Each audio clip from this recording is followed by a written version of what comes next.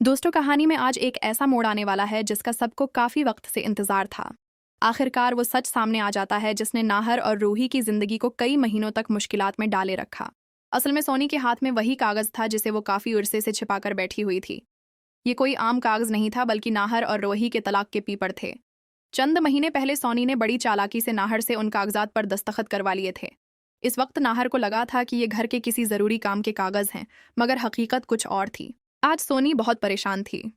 इसे बार बार यही खौफ हो रहा था कि अगर ये कागज किसी के हाथ लग गए तो उसका सारा राज खुल जाएगा। खास तौर पर अगर रूही को ये हकीकत मालूम हो गई तो घर में बहुत बड़ा हंगामा हो सकता है। उसी डर की वजह से सोनी फैसला करती है कि वो उन कागजात को हमेशा के लिए खत्म कर देगी। वो जल्दी से कागज को मोड़ती है और घर से बाहर जाने लगती है ताकि उसे कहीं फेंक दे। लेकिन किस्मत को कुछ और ही मंजूर था। जैसे ही सोनी बाहर जाने लगती है, सामने से नाहर आ जाता है। नाहर की नज़र फौरन सोनी के हाथों पर पड़ती है और उसे महसूस होता है कि सोनी कुछ छिपा रही है। नाहिर हैरानी से पूछता है, छोटी माँ, आपके हाथ में क्या है? हमें भी दिखाएं। सोनी घबरा जाती है और कहती है कि ये बस पुराने कागज हैं। मगर नाहर को अब शक हो चुका था। वो सख्त लहजे में कहता है कि अगर ये आम कागज हैं तो फिर दिखाने में मसला क्या है। सोनी कागज देने से इनकार कर देती है, लेकिन नाहर भी पीछे हटने वाला नहीं था। वो आगे बढ़कर सोनी के हाथ से वो कागज ले लेता है। जैसे ही नाहर कागज खोलता है वो हैरान रह जाता है। उसकी आंखों में गुस्सा साफ नजर आने लगता है, क्योंकि वो देखता है कि ये तो नाहर और रूही के तलाक के पेपर हैं और इन पर उसके अपने दस्तखत भी मौजूद हैं।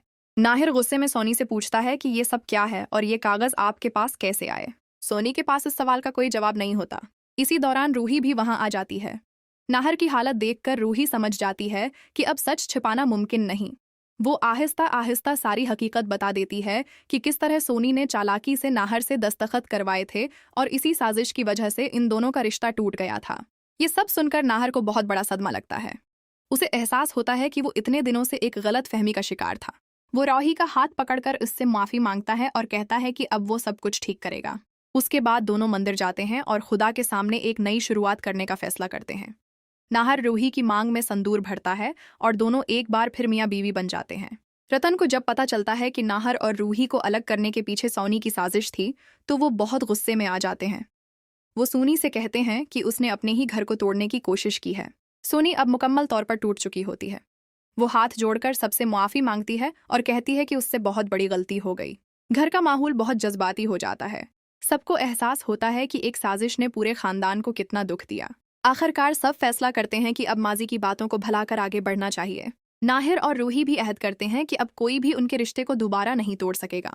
घर में एक बार फिर खुशियों का माहौल बनने लगता है और सबको लगता है कि अब सब कुछ ठीक हो गया है।